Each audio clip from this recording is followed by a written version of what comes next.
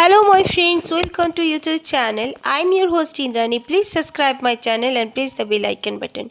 Friends, अगर आपको मेरी ये स्टोरीज अच्छी लगे तो प्लीज़ लाइक कर देना और अपना फीडबैक ज़रूर देना और सब्सक्राइब भी करने के साथ साथ बेल आइकन बटन भी दबाना। आप लोगों को अगर असली स्टोरी हॉरर स्टोरी सुननी है, भूत चुड़ैल जिन प्रेत आत्मा, इनकी स्टोरी अगर सुननी है, आप लोग ज़रूर से ज़रूर मेरे चैनल को सब्सक्राइब करें। मैं गॉड से प्रे करती हूँ कि मेरे हर लिसनर्स और सब्सक्राइबर्स की गॉड हर अच्छी मनोकामनाएं पूर्ण करे। जय श्री राम। आज की जो स्टोरी है वो जो मेरे साथ शेयर किए हैं वो अपना नाम ऑनियर नहीं करना चाहते हैं, इसलिए मैं उनका नाम आप लोगों के साथ शेयर नहीं कर रही हूँ। मैं अपने नानी माँ की एक स्टोरी आप लोगों के साथ शेयर करना चाहता हूँ। मेरी नानी जो कि जब बहुत छोटी हुआ करती थी तब वो अपने गांव में रहा करती थी। उनके पापा एक जमींदार टाइप के ही लोग थे। उनके पास बहुत ज़मीनें थी। उनके अंडर में बहुत ही आदमी लोग काम किया करते थे। उस समय में कई जमींदार बहुत अत्याचारी भी हुआ करते थे, लेकिन मेरे नानी के जो पापा थे वो ना सूदखोरी ज़्यादा करते थे और ना ही लोगों को ज़्यादा लूटना चाहते थे। वो एक अच्छे इंसान में ही माने जाते थे, गिने जाते थे। तो एक बार की बात है, उनका जो पापा थे एक बार रात के वक्त वो अपना काम धाम ख़त्म करके वो घोड़े पे आते थे।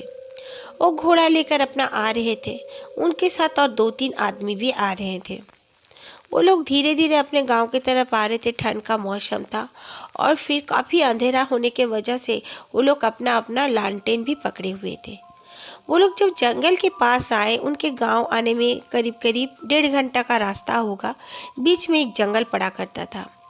सब कोई कहते थे वो जंगल की में एक बहुत पुराना स्मशान घाट था। वो स्मशान घाट को सब कोई छोड़ ही चुके थे बोलने से चलेगा, और आसपास के छोटे छोटे जो घर भी थे, गांव था, वो सब भी उजड़ चुका था। इसीलिए सब कोई कहते थे कि वहाँ पर प्रेत आत्माओं का बसेरा है। ज़्यादा रात हो जाने पर प्रेत आत्मा लोगों को अपने आप को जाहिर करते हैं और फिर लोगों को कई बार मार के अपने साथ ले जाते हैं। इस तरह के बहुत कहानी सुन चुके थे गांव के लोगों ने, पर किसी के साथ ऐसा कुछ हुआ नहीं था। फिर नानी माँ के पापा जब आ रहे थे, उनके साथ और 4 आदमी भी थे। वो आगे आगे आ रहे थे और उनके जो आदमी थे उनके अंडर में काम उम करते थे, वो लोग उनके पीछे पीछे आ रहे थे। अचानक से वहाँ पर तूफान आने लगा। बहुत ज़ोर से हवा आने लगी। ये हवा आने के बाद ये लोग को आँखों में धूल घुसने लगा, तो हर कोई अपना आँख बंद करने लगा, रगड़ने लगा। उसके बाद ये लोग देखते हैं कि जो गांव में बिल्कुल घर एकदम छूटा हुआ है, कोई भी नहीं रहता है, खाली हुआ है। वहाँ पर रोशनी, एक घर से बहुत ही तेज़ रोशनी आ रही है। उन लोगों ने कहा कि इतने ज़ोर से तूफान आ रहा है, चलो हम लोग इस घर में कुछ देर के लिए रह जाते हैं। सब कोई घर की तरफ दौड़ के जाने लगे। जब तो जाकर वो लोग देखते हैं कि वो घर के अंदर में एक औरत बिल्कुल रोशनी में दिख रही है। वहाँ पर अच्छा से कुछ नहीं दिख रहा था, बिल्कुल दूधिया टाइप का रोशनी आ रही थी उस घर से। एक औरत बिल्कुल सफ़ेद कपड़ों में ही थी और फिर छोटे छोटे बच्चों को अपने गोद में लिए वो इधर उधर टहल रही थी।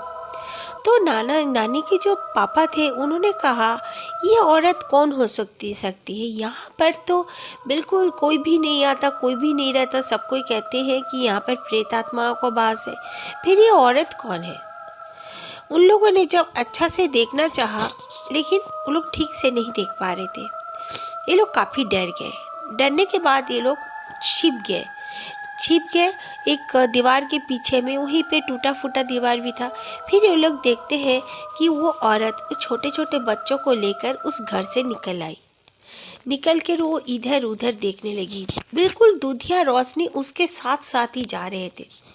3-4 बच्चे उसके हाथ में थे, बिल्कुल छोटे छोटे, और वो बच्चे की सर में किसी का भी बाल नहीं है। वो लोग भी सफ़ेद सफ़ेद कपड़ों में थे।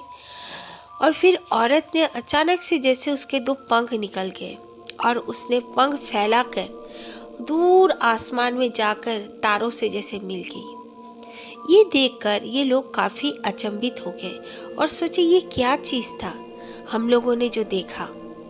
उसके बाद वो लोग अपने रास्ते जल्दी जल्दी चले गए, जो उनको कुछ नुकसान न पहुंचा दे। जाने के बाद नाना नानी के जो पापा थे, उन्होंने सुबह वहां पर एक बहुत ही जाने माने महात्मा हुआ करते थे, जो कि उनका बहुत ही प्रॉब्लम में साथ दिया करते थे। वो एक अघोरी बाबा के नाम से प्रचारित थे वहाँ पर।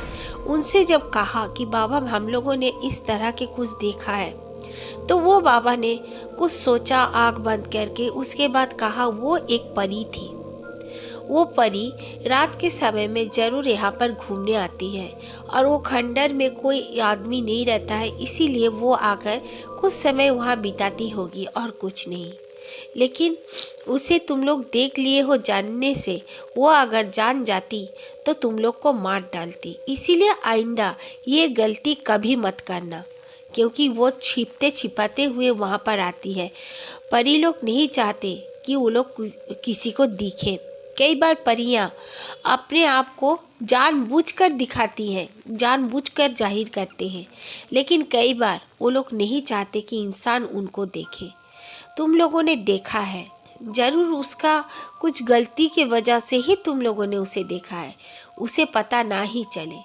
उन लोगों को कुछ ताबीज़ वगैरह मादुली जो कहते हैं कुछ दिए, वो ताबीज़ पहनने के लिए, और कहा कि गलती से भी कभी उस तरफ मत जाना, क्योंकि वहाँ पर जीन चुड़ैल परी इन लोग का बसेरा है, पूरी तरह हर कोई जानते हैं। उसके बाद से उनका जो नानी माँ थे, नानी माँ के पापा, उन्होंने कभी उतना रात आना जाना करने का लिए डिसाइड नहीं किया।